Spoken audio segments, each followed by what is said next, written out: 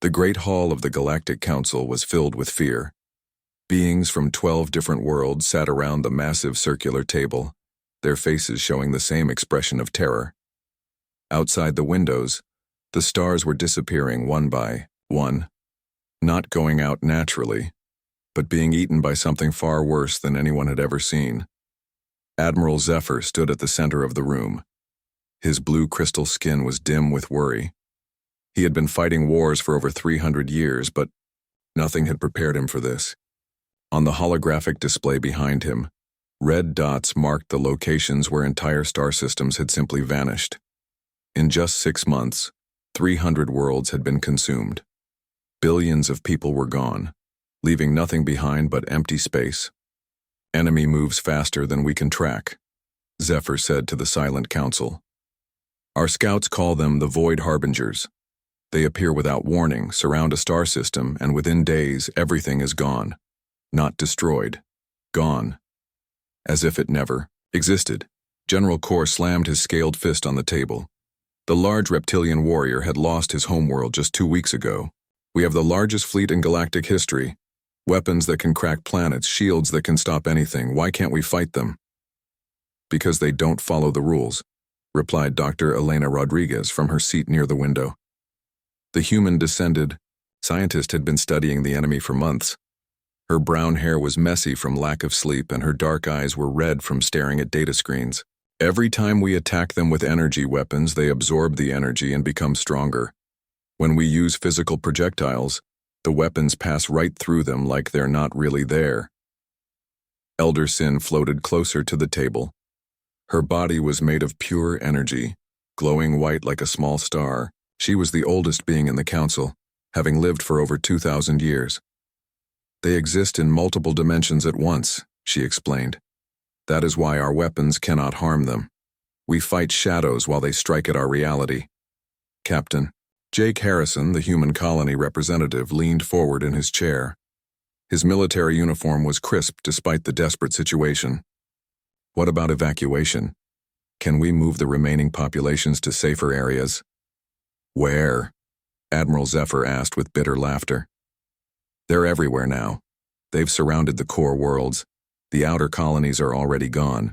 We estimate 72 hours before they reach the capital systems. The room fell silent except for the quiet humming of the life support systems. Each representative knew what that meant. When the capital systems fell, organized resistance would end. The Galactic Council, which had maintained peace for over 5,000 years, would be destroyed. Dr. Rodriguez stood up slowly. She walked to the ancient data terminal at the far end of the room. Her fingers moved across the controls, bringing up files that hadn't been accessed in centuries. There might be one option left, she said quietly. What option? Demanded General Kor. We've tried everything. Combined fleet actions, dimensional bombs, reality disruptors. Nothing works. The Forbidden Archives, Elena replied. The room went completely silent. Even Elder Sin's glowing form dimmed with shock.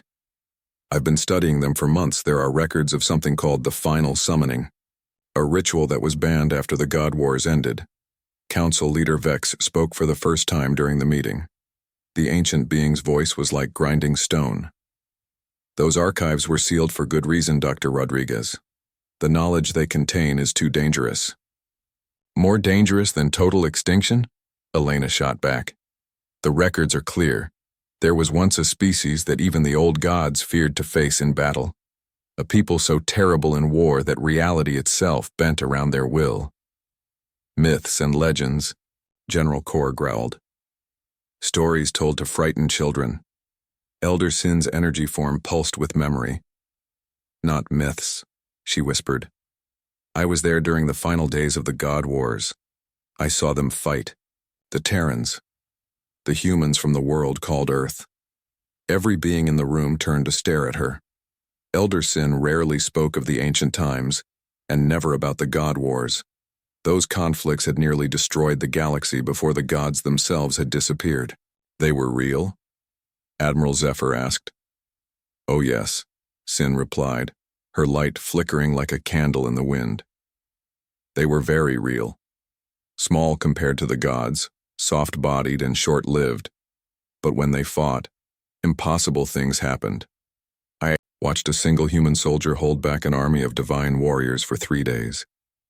I saw their ships tear holes in space itself to escape certain death. I witnessed their leaders stand face to face with beings of infinite power and refuse to surrender. Dr. Rodriguez nodded as she pulled up more files. The archives say that humans were the only species that ever made the gods retreat. When the God Wars ended, it wasn't because the gods won. It was because they were afraid of what the humans might become if the fighting continued. But Earth is gone, Captain Harrison said. The Sol system was destroyed millions of years ago. Even if humans were real, they're extinct now. Maybe in this dimension, Elena replied. But the summoning ritual doesn't call to our reality. It reaches across the barriers between worlds, between different versions of existence. If humans survived anywhere, in any timeline, in any possible universe, the ritual can find them. The silence that followed was heavy with fear and desperate hope. Everyone in the room understood what was being suggested. They were talking about reaching into the unknown and asking for help from beings that might be more dangerous than the enemy they faced. What would such a ritual require? Admiral Zephyr asked finally. Elena looked at the ancient text scrolling across her screen. A willing sacrifice from each surviving species, something precious given freely, and a focus, someone with the genetic markers needed to bridge the dimensional gap. I volunteer, Captain Harrison said immediately. My family line traces back to the original Earth colonies. If human DNA is needed, I have it. The energy requirements would be enormous, warned Chief Engineer Mira Volkov from her position at the technical station.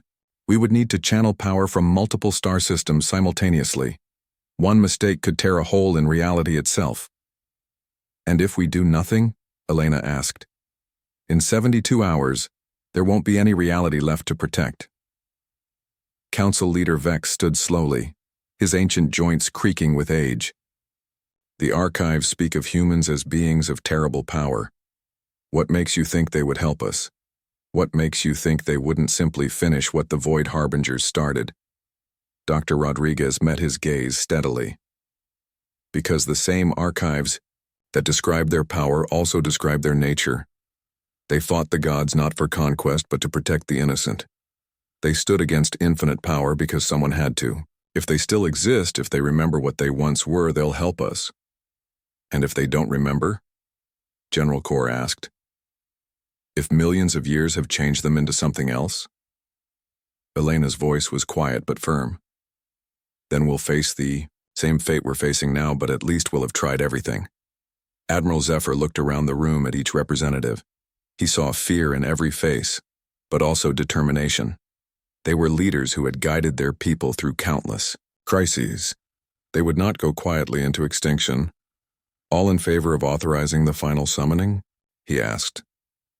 One by one, every hand, claw, and appendage rose into the air.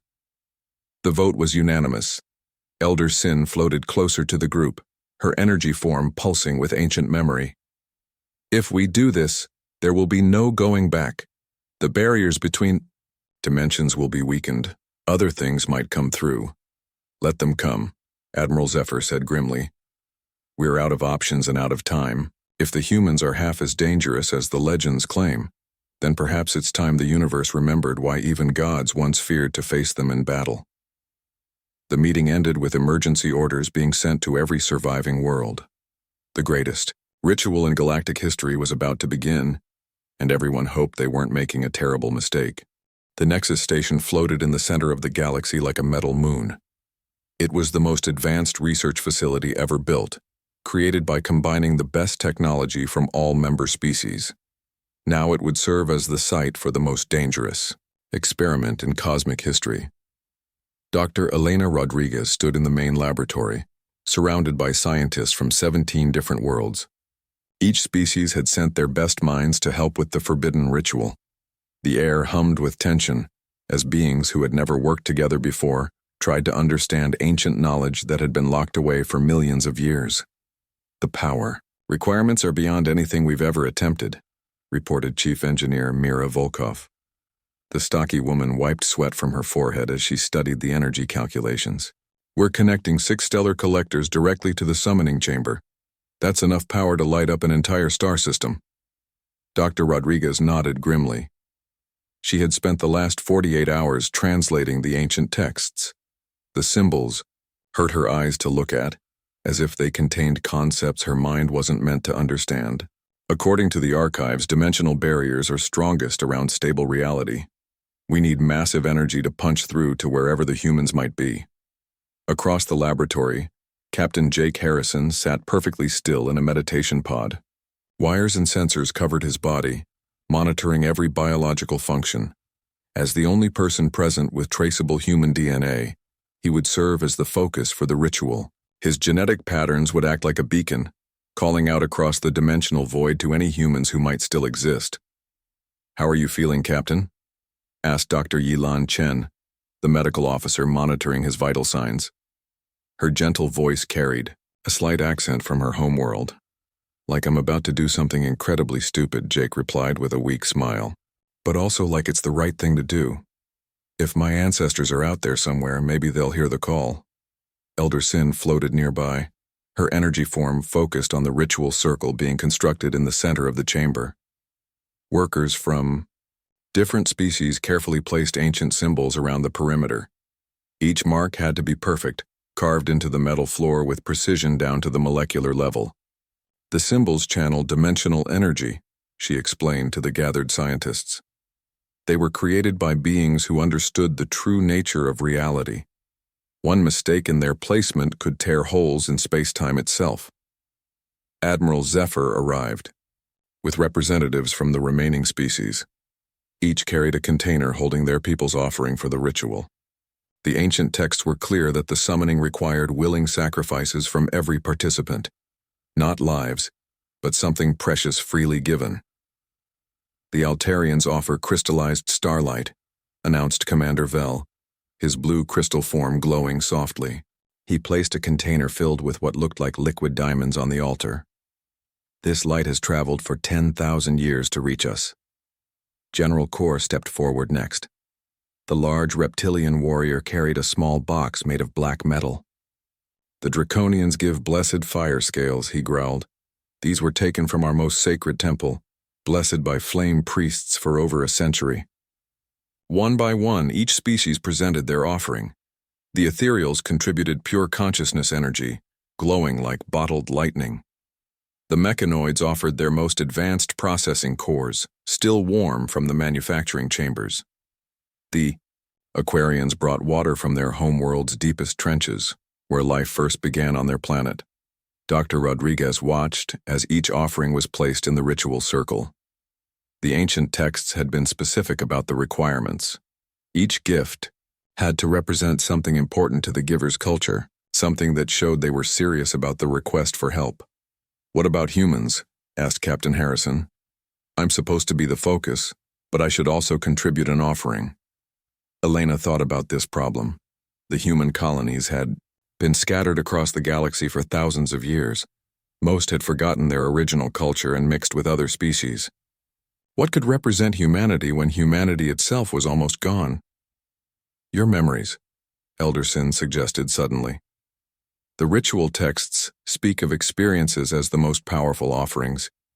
Give your knowledge of what it means to be human." Jake nodded slowly. He closed his eyes and began to focus on every story he had ever heard about Earth. Tales passed down through generations about blue skies, green grass, and creatures called animals. Stories about humans who built cities and explored space because they refused to stay in one place. Memories of a species that asked questions even when the answers were dangerous. The preparation took 18 hours. Engineers worked around the clock to align the stellar collectors, drawing power from 6 different stars. The energy flowed through massive conduits into the summoning chamber, where it would be focused and directed by the ancient symbols. "Doctor." Rodriguez stood at the control station, her hands shaking slightly as she prepared to begin the ritual. Around her, the chamber hummed with barely contained power. The air itself seemed thick, as if reality was holding its breath. "All stations report ready," announced Mira Volkov from the engineering station. "Power levels are stable at maximum capacity. We have perhaps one chance at this before the collectors overload." Captain Harrison lay in the center of the ritual circle, surrounded by the offerings from each species. Sensors monitored his brain activity as he focused on memories of humanity. His genetic patterns were being amplified and broadcast across dimensional barriers, calling out to any humans who might exist in parallel realities. "Beginning the sequence," Elena announced. Her voice carried throughout the station as beings from across the galaxy watched on screens. If this failed, it would be the last hope for their civilizations. The ancient words felt strange in her mouth. They came from a language older than most stars, created by beings who had mastered the fundamental forces of existence. As she spoke, the symbols around the chamber began to glow with their own light. Power flowed through the ritual circle like living fire. The offerings from each species dissolved into pure energy, their essence becoming part of the summoning call. The crystallized starlight became beams of impossible brightness. The fire scales turned into flames that burned without heat. The consciousness energy expanded into patterns that hurt to look at directly. Captain Harrison's body began to change. Not physically, but something deeper. His genetic patterns were being amplified and stretched across dimensional barriers. He became a bridge between realities, his human DNA calling out to its origins across the infinite void. "Dimensional barriers are weakening," reported Dr. Chen from her monitoring station. "I'm reading energy fluctuations in 7 different realities. Something is responding to the call." The chamber filled with impossible sounds, whispers in languages that had never existed, music from instruments that couldn't be built, and voices, speaking words that meant nothing but somehow conveyed desperate hope. Reality was bending around the ritual, allowing connections that should have been impossible. Then everything went wrong. Alarms began screaming throughout the station. The power levels spiked beyond safe limits as something on the other side of the dimensional barrier grabbed hold of the summoning call and pulled. The careful balance of energies that had taken hours to establish shattered in seconds. "Power overload in all collectors," Mira shouted over the alarms. "The stellar feeds are drawing more energy than the stars can provide. We're going to lose containment." Dr. Rodriguez watched the readings spiral out of control. This was exactly what the warnings in the ancient texts had described. The summoning was supposed to be a careful process, like knocking on a door. Instead, something was tearing the door off its hinges. "Should we abort?" asked Admiral Zephyr. Elena looked at Captain Harrison in the center of the chaos. His body was glowing with dimensional energy, but his face was calm. Somehow, despite the disaster unfolding around him, he was still focusing on the memories of humanity, still calling out across the void to the species that had once terrified gods. "No," she decided. "We're committed now. Either this works, or we lose everything anyway." The chamber exploded with blinding light as something vast and terrible began to push through the dimensional barriers. Reality cracked like glass around the edges of the ritual circle. Through the cracks, they could see glimpses of other worlds, other possibilities, other versions of existence where different choices had been made. And somewhere in that infinite chaos, something was answering their call. The light faded slowly, leaving spots dancing in everyone's vision. The ritual chamber was filled with smoke and the smell of burned electronics. Half the monitoring equipment had overloaded during the dimensional breach. In the center of the room, where Captain Harrison had been lying, 4 figures stood quietly. Dr. Elena Rodriguez blinked hard, trying to clear her sight. The first thing she noticed was how normal the humans looked. After all the legends and ancient warnings, she had expected something more dramatic. Instead, they appeared to be ordinary people wearing simple military uniforms. The man in front stepped forward. He was tall with short brown hair and calm blue eyes. His uniform was dark green, but seemed to shift slightly in the light, as if it was made from something more advanced than normal fabric. "Captain Ryan Mitchell," he said, his voice carrying easily through the damaged chamber. "This is Sergeant Lisa Parker, Dr. Alex Carter, and Corporal Danny Brooks." He gestured to his companions. "Thank you for the invitation, though your summoning technique needs some work. Admiral Zephyr stepped forward, his crystal form still dim from shock. Captain Mitchell, we are honored that you answered our call. We represent the Galactic Council, and we face total extinction from an enemy we cannot defeat. The Void Harbingers, said the woman introduced as Sergeant Parker. She was shorter than the captain, with red hair tied back in a neat bun. Her green eyes seemed to see everything at once. We felt them the moment we arrived. Nasty creatures. Haven't seen their kind in this dimension for quite a while. Dr. Rodriguez found her voice. You know about the Harbingers? The human called. Dr. Carter looked up from a device he was studying. He was a thin man with dark hair and glasses that seemed to display information directly on the lenses. Of course we know about them. We've been dealing with entities like these for centuries. The question is how they got past the barriers we put in place. Barriers?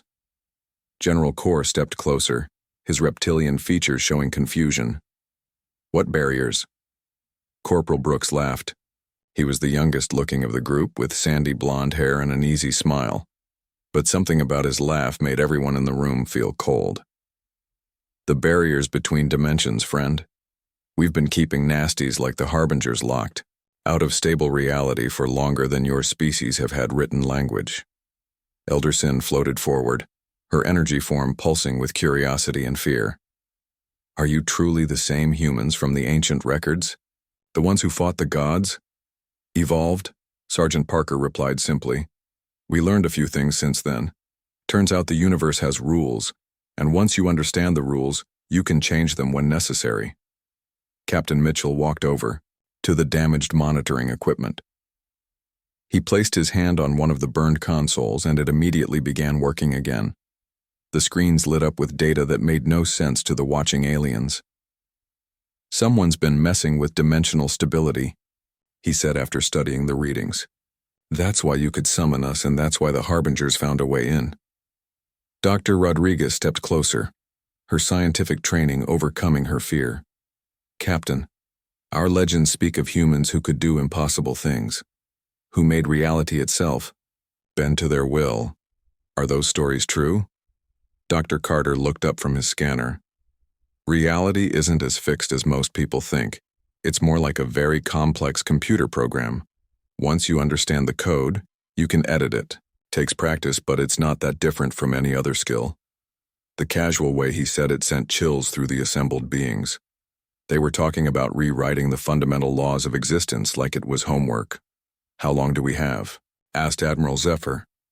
Captain Mitchell consulted a device that seemed to exist in several dimensions at once. The Harbingers are massing for a final assault. They've been testing your defenses, learning your weaknesses. Now they're ready to finish the job. I'd say 72 hours, maybe less. What do you need from us? Captain Harrison asked. He had finally recovered from serving as the focus for the summoning ritual, though he still looked pale and shaken. Stay out of our way, Sergeant Parker said bluntly. Your weapons and technology are designed for normal warfare.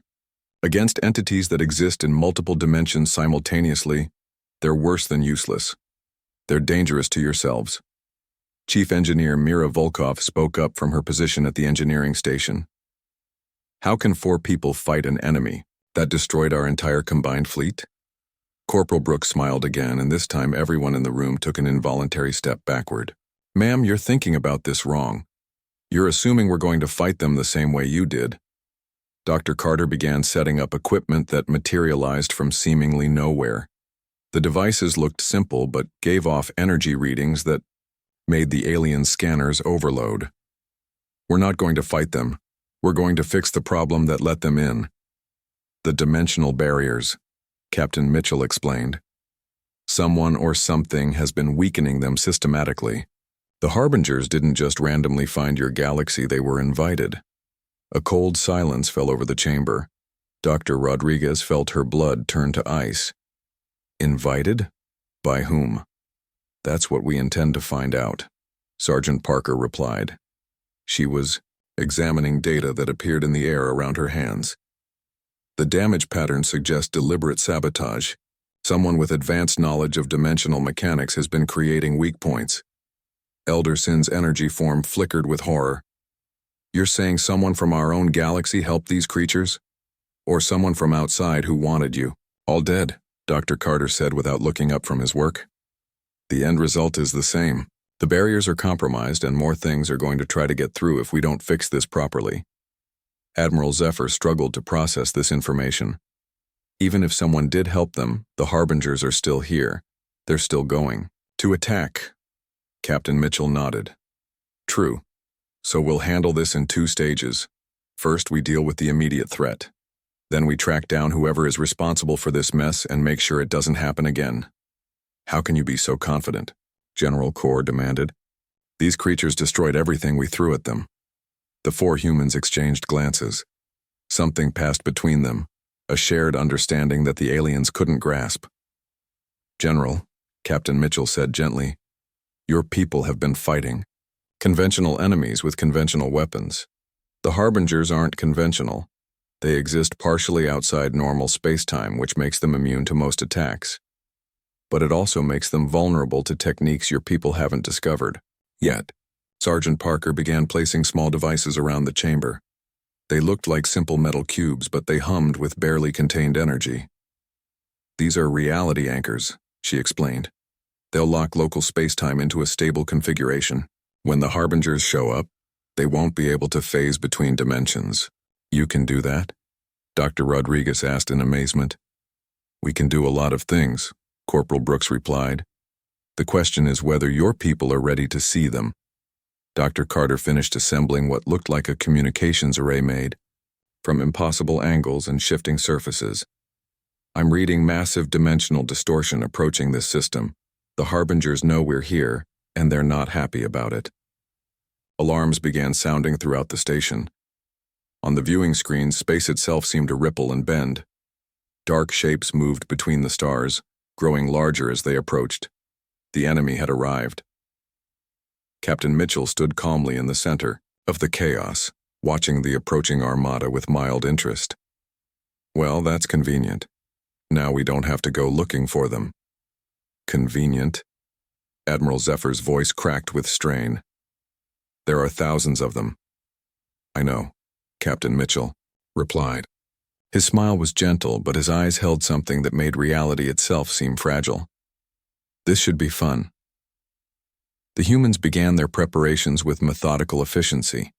Whatever was about to happen, the watching aliens realized they were about to witness something that would change their understanding of what was possible in the universe. The Nexus station shook as the Void Harbingers emerged from the darkness between stars. Through the viewing windows, the assembled beings watched thousands of shadow ships materialize around them. The vessels defied description, constantly shifting between solid matter and empty space, existing in multiple dimensions at once. Dr. Elena Rodriguez gripped the railing as another wave of dimensional distortion hit the station. How many are there? She asked, though she wasn't sure she wanted to know the answer. Dr. Alex Carter looked up from his scanning device. Approximately 12,000 combat units plus support vessels. They've been gathering forces from multiple dimensional layers for this assault. Admiral Zephyr felt his crystal form grow cold with fear. 12,000 ships. Our entire combined fleet was only 800 vessels, and they destroyed us easily. Your fleet was designed to fight in normal space, Captain Ryan Mitchell explained calmly. These things exist partially outside reality. Most of your weapons just passed right through them. Sergeant Lisa Parker finished placing the last of her reality anchors around the station's perimeter. Not anymore, she said with satisfaction. Once I activate these, the Harbingers will be locked into our dimensional layer. Then they'll be vulnerable to conventional attacks. General Kor stepped forward, his reptilian features showing confusion. You mean we can actually hurt them now? You could, Corporal Danny Brooks replied, but you won't need to. We'll handle this, Captain. Harrison stared at the approaching enemy fleet. Each ship was the size of a small moon, and their dark hulls seemed to absorb light itself. 4 people against 12,000 ships. That's impossible. Everything's impossible until someone does it, Captain Mitchell said. He walked to the command center and began entering commands on equipment that had appeared from nowhere. Dr. Carter, what's the dimensional stability reading? Fluctuating between layers 7 and 12, Carter replied. The Harbingers are trying to maintain phase variance to avoid our anchors. Can't have that, Sergeant Parker said. She pressed a control on her wrist device. Anchors activated. The effect was immediate and dramatic. Space around the Nexus station suddenly became rigid, locked into a single-dimensional layer. The Harbinger ships, caught in mid-phase, were forced to choose between existing fully in reality or retreating to pure void space. Most chose to fight. The shadow vessels solidified into massive black warships covered in weapons that hurt to look at directly. They opened fire immediately, sending streams of dark energy toward the station. The attacks moved faster than light, bending space around them as they traveled.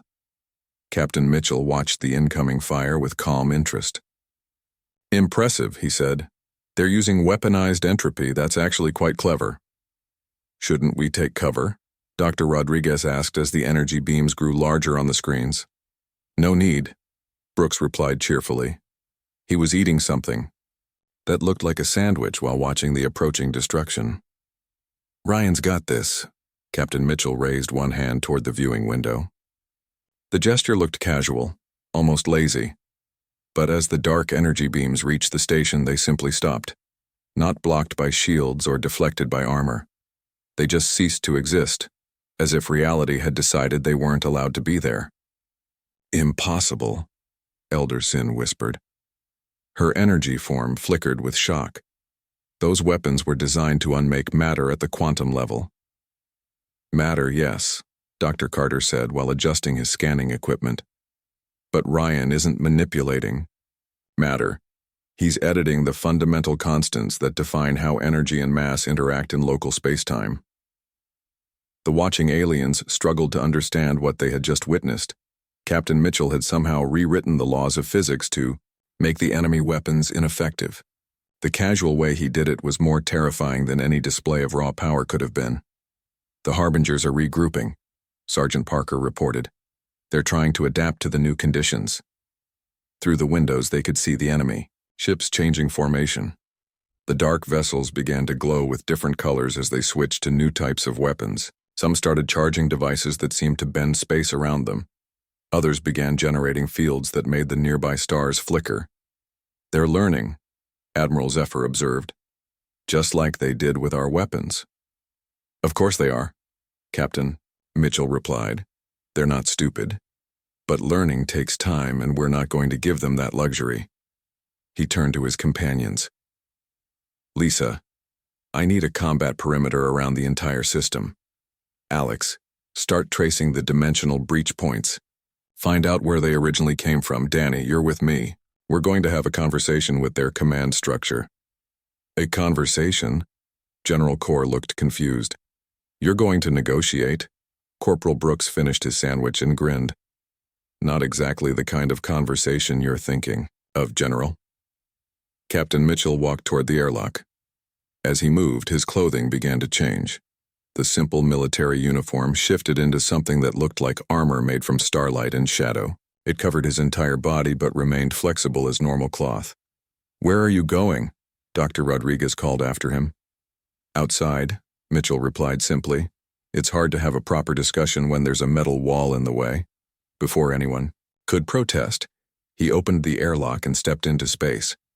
Instead of being sucked into the vacuum, he simply stood on empty air as if it were solid ground. Behind him, Corporal Brooks followed, his own uniform transforming into similar impossible armor. The assembled beings rushed to the windows to watch. Captain Mitchell and Corporal Brooks walked through space toward the enemy fleet, moving at a steady pace that somehow carried them faster than light.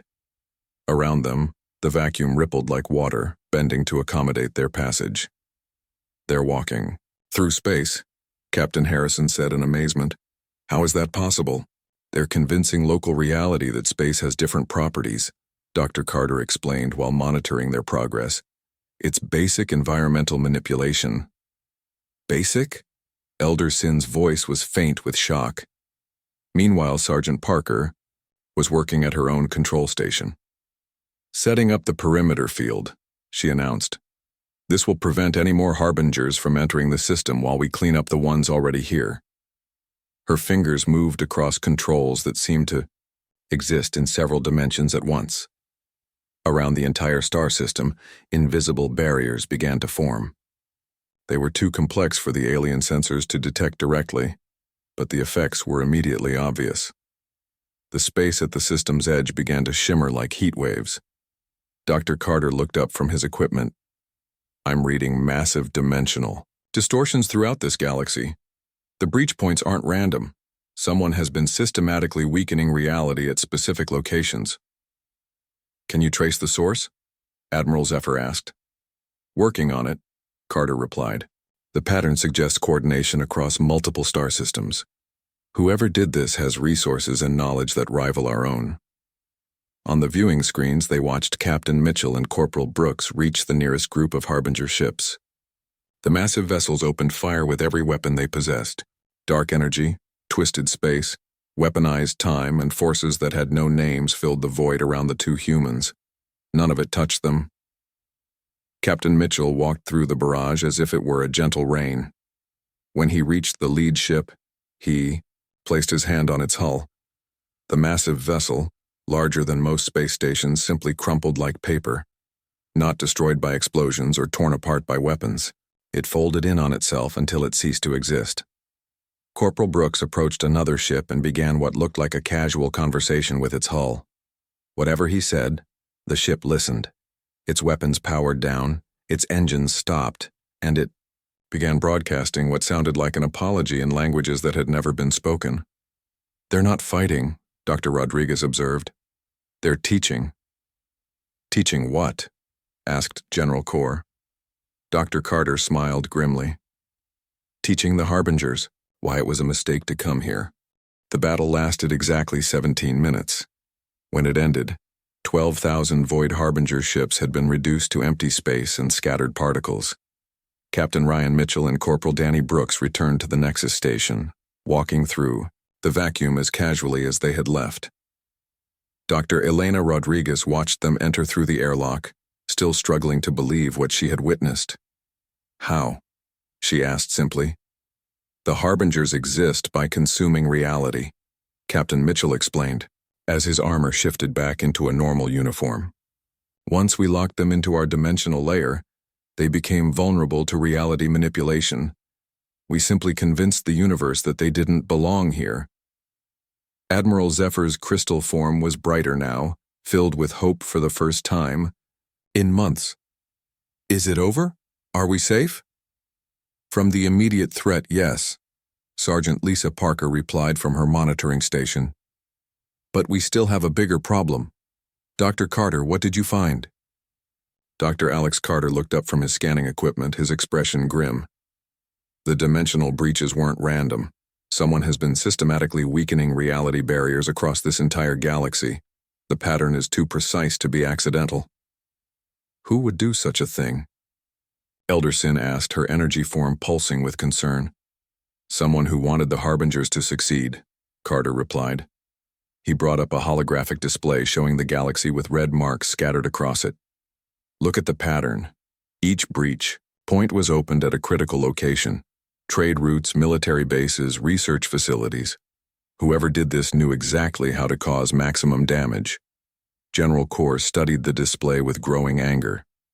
You're saying someone from our own galaxy betrayed us to these creatures? Not necessarily from your galaxy, Captain Mitchell said, but definitely someone with detailed knowledge of your civilization and access to advanced dimensional technology. Dr. Rodriguez felt a chill run down her spine. How advanced? Corporal. Brooks looked serious for the first time since arriving. Advanced enough to breach barriers that we put in place. That's not something just anyone can do. We need to find them, Admiral Zephyr said. If they can do this once, they can do it again. Dr. Carter nodded and began adjusting his equipment. I can trace the dimensional signatures back to their source. It'll take some time, but the energy patterns are distinctive enough to track.